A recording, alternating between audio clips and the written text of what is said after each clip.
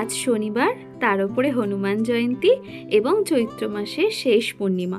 অনেকেই আজকের দিনে নিরামিষ খায়, তাই আমিও বানিয়ে নিয়েছিলাম আজকে নিরামিষের কিছু পদ। বাঙালিদের সত্যি একটা কিছু হলেই হলো, পদ নিয়ে আর ভাবতে হয় না, পদ নিজে থেকেই হামাগুড়ি কেটে থালায় এসে পড়ে। তাই আজকে বানিয়ে নিয়েছিলাম খুব সিম্পল রেসিপি, কিন্তু খেতে হয়েছিল অসাধারণ। বানিয়ে নিয়েছিলাম সাদা ভাত, উচ্ছে ভাজা, বাঁধাকপির পকোড়া, সুন্দর করে সোনা মুগ ডাল, তার সঙ্গে ঝিঙে আলু পোস্ত। এর ওপর দিয়ে সর্ষের তেল না ছড়ালে কিন্তু ঠাকুর পাপ দেয়।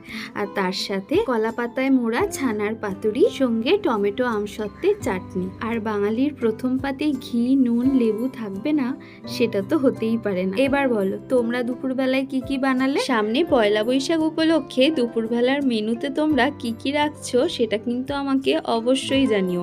আমি এখনো ভেবে উঠতেই পারিনি যে কি বানাবো আর কি বানাবো না।